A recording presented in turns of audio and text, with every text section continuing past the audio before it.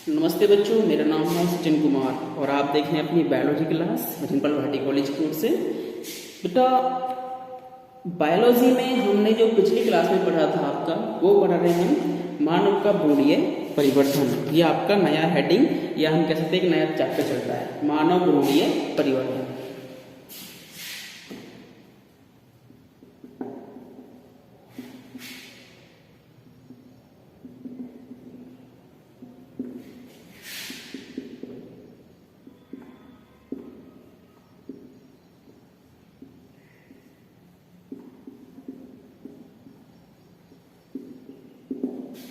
Clear? ये topic चल रहा है आपका मानव भ्रूणीय परिवर्तन, और इस परिवर्तन वाली टॉपिक में हमने आपको कुछ हेडिंग्स यानी कुछ प्रावस्थाएं बताई थी। कुछ प्रावस्थाएं थी कि ये चीजें आपके परिवर्तन में होती हैं। तो सबसे पहले जो प्रावस्था थी आपकी, वो थी आपकी युग्मक जनन की। नंबर 1 क्या था? युग्मक जनन। मैंने बताया था आपको कि युग्मक लिखा हुआ है आगे, पीछे जनन लिखा हुआ है। तो इस जनन के आगे जो भी वर्ड लिख रहा होगा, जो भी शब्द लिख रहा होगा, उसका मतलब है कि इसका जन्म होना है, इसका निर्माण होना है यहाँ पर। तो यानी कि ये ऐसी प्रक्रिया होती है जिसमें युग्मकों का निर्माण होना है। ठीक है, आपने सबसे पहले चैप्टर में भी यही बात पढ़ी थी। हमने आपको पढ़ाया था ना कुछ कि 3 जनन की जो आपका रिप्रोडक्टिव फेज होता है, जो आपकी प्रजनन काल होता है, उसमें 3 अवस्थाएं होती हैं। बेटा कुछ याद आ रहा है? 3 अवस्थाएं कौन सी थी आपकी? पूर्व निषेचन, निषेचन और पश्च निषेचन। याद आ रहा है कुछ? मैं देखो यहाँ पे लिखता हूँ इस साइड में, जो आपकी 3 अवस्थाएं थी। फर्स्ट कौन सी थी? पूर्व निषेचन।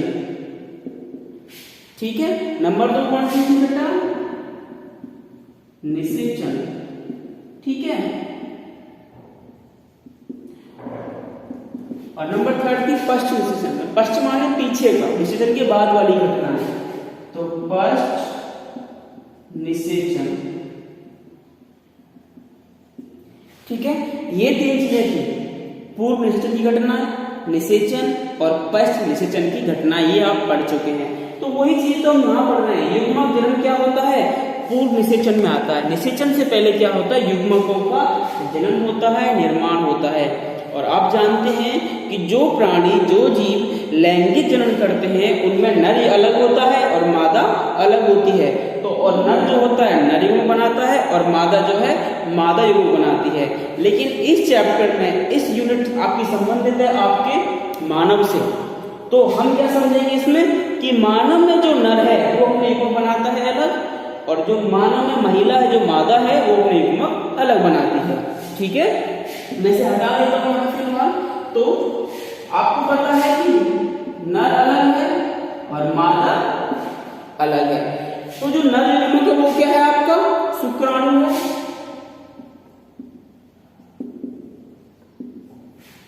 मादा युग्मक क्या है बेटा आपका? एक अंड, ओवम जो कहते हैं आप इसको। ठीक है, तो शुक्राणु कहाँ बना? हमने आपको पीछे बताया कि जब आपने नर जनन तंत्र पढ़ा था तो उसके अंदर वृषण एक मुख्य जनन अंग था, और वृषण के अंदर क्या होता है? शुक्राणुओं का निर्माण होता है। तो शुक्राणु क्या है? नर युग्मक। क्लियर बात? वहीं मैं मादा की बात करूं, अंडा की, तो मादा क्या है कि मादा जनन तंत्र में आपने पढ़ा था कि मुख्य अंग जो होता है वो होता है अंडाशय, और अंडाशय के अंदर ही अंडे का निर्माण होता है, यानी कि अंड कोशिका का बनती है। ठीक है, तो ये दोनों क्या है? युग्मक है। ये नर युग्मक है, ये मादा युग्मक है। यही हो गया। इसके बाद आपने क्या पढ़ा था? पीछे थोड़ा ध्यान करते हैं कि युग्मकों का स्थानांतरण। नर युग्मक मादा युग्मक के पास कैसे जाएगा? आपको पता है नर युग्मक तो चल होता है क्योंकि इसके पास एक फ्लैजेल यानी कि कशाभ होता है, जबकि मादा युग्मक मुख्यतः गोलाकार होता है और अचल होता है। यह मूव नहीं कर सकता, यह चल नहीं सकता। तो जो नर युग्मक होता है उसी को मादा के पास तक चल के जाना पड़ता है। अब ये जाता किस तरीके से, क्या प्रोसेस होता है, उसे बोलते हैं मैथुन। मैथुन यानी कि कोइटस, जिसे आप लोग सिंपल भाषा में सेक्स भी बोलते हो। वो क्या होता है? इसमें जो मेल होता है, जो नर होता है बेटा, वो मादा से मीटिंग करता है और अपने पीनिस यानी कि सिसन की सहायता से अपने सीमन को, सीमन क्या होता है? शुक्राणुओं का तरल होता है, जिसमें शुक्राणु प्लस आपकी जनन ग्रंथियों से निकला हुआ तरल मिक्स होता है, उसे बोलते हैं सीमन या वीर्य। तो वीर्य में जो शुक्राणु होते हैं वो वीर्य स्खलित होता है मादा की योनि में और जहां से वो दोनों मिलते हैं। तो ये हो गया एक तरीके से कि युग्मकों का स्थानांतरण। ठीक है, बस समझ पाए। अब इसके बाद में क्या होना है, इसमें अगला हेडिंग क्या है आपका, निषेचन होना है।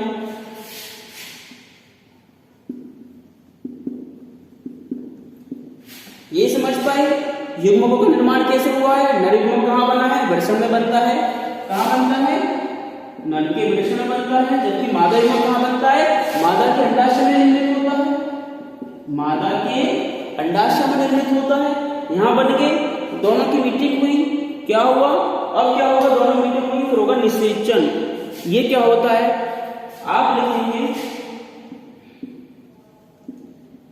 नर युग्मक जो कि शुक्राणु है का मादा युग्मक जो कि अंड है के साथ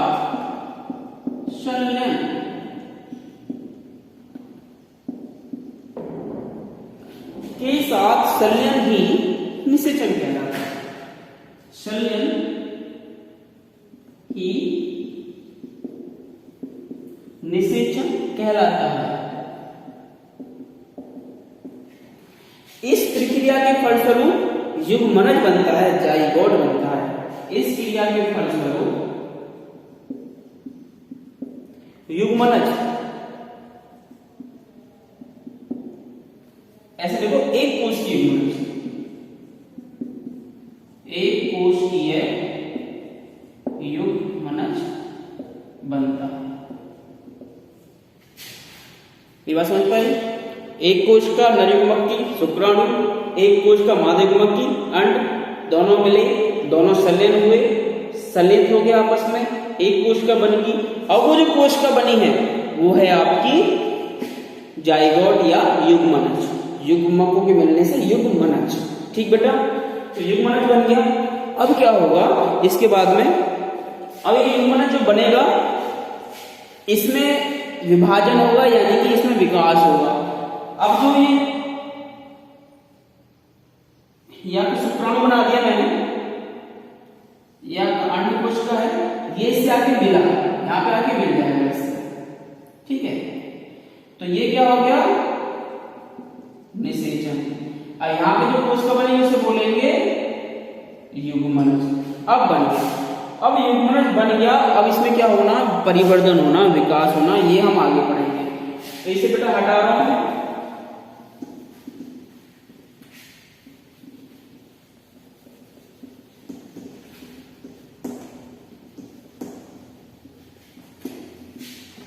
इसके बाद में जो नया टॉपिक, इसमें हेडिंग लिखेंगे आप विदलन।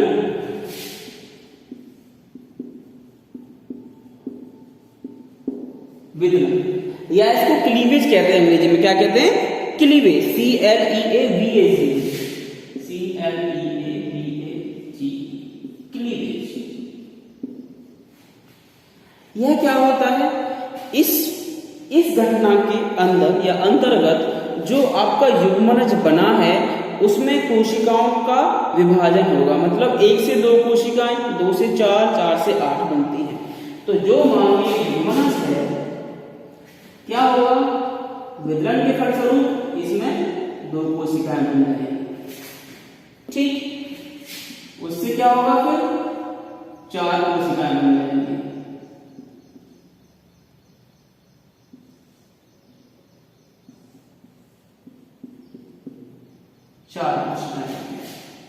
अब सॉरी, साइज बढ़ानी होगी।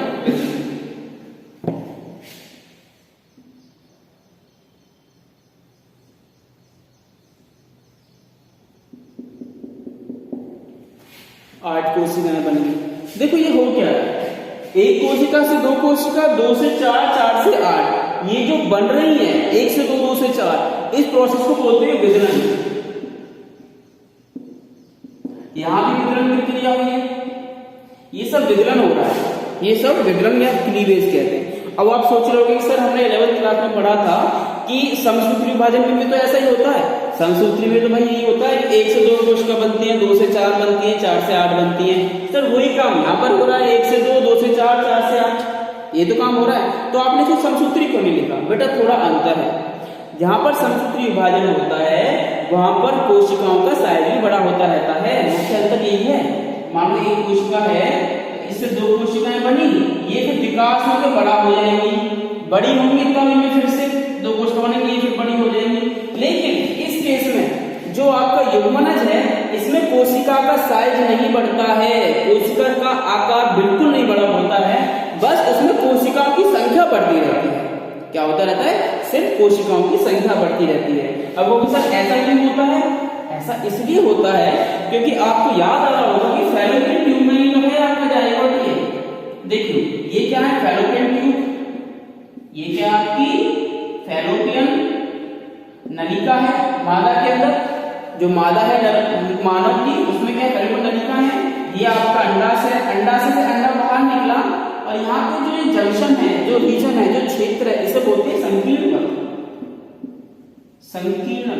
संकीर्ण पथ बोलते हैं इसको। तो यहाँ पे क्या होता है, ये आपका द्वितीय अंड कोशिका आगे रुकती है यहाँ से, और यहाँ से आपका जो स्पर्म है वो दौड़ लगाता हुआ यहाँ पे जाके इनमें निषेचन होता है। तो ये क्या हुआ? निषेचन। ठीक है। अब क्या होगा? जब निषेचन हो जाएगा तो ये बनेगा भैया आपका जाइगोट। क्या बना लेगा? जाइगोट युग्मनज बना लेगा। यहाँ पे फिर 1 से 2 कोशिकाएं, इसके बाद में 2 से 4 कोशिकाएं, इसके बाद में यहाँ नहीं आएगा अभी 4 से 8 कोशिकाएं बनती रहती हैं। तो इस केस में अभी ये आपकी फैलोपियन नलिका में ही काम हो रहा है। अभी ये जो युग्मनज है आपकी गर्भाशय में आके नहीं हुआ, आया नहीं है। अभी जो काम हो रहा है वो सारा का सारा काम बेटा फैलोपियन नलिका के अंदर ही हो रहा है। समझ पाए मेरी बात को? तो यहाँ पे समसूत्री विभाजन में और विदलन में एक मुख्य अंतर ये होता है कि समसूत्री विभाजन में कोशिका नई कोशिका बनने के साथ साथ उसका आकार भी बढ़ता है, पूरा विकसित होता है, परंतु विदलन के दौरान कोशिकाओं की संख्या तो बढ़ सकती है लेकिन कोशिका का आकार नहीं बढ़ता है।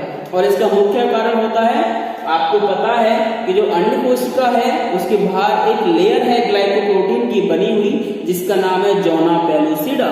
जोना पेलुसिडा की जो लेयर होती है अंड कोशिका के चारों ओर, वो उसको बांधे रखती है, उसके साइज को बढ़ने नहीं देती, क्योंकि साइज अगर बढ़ गया तो दिक्कत हो सकती है। दिक्कत क्यों हो जाएगी? फैलोपियन ट्यूब की जो नलिका है वह ज्यादा बड़ी साइज में नहीं हो सकती है, हो सकता है वो में फंस जाए, तो इसलिए अपने साइज को छोटा ही रखती है, ये बड़ा नहीं होता है।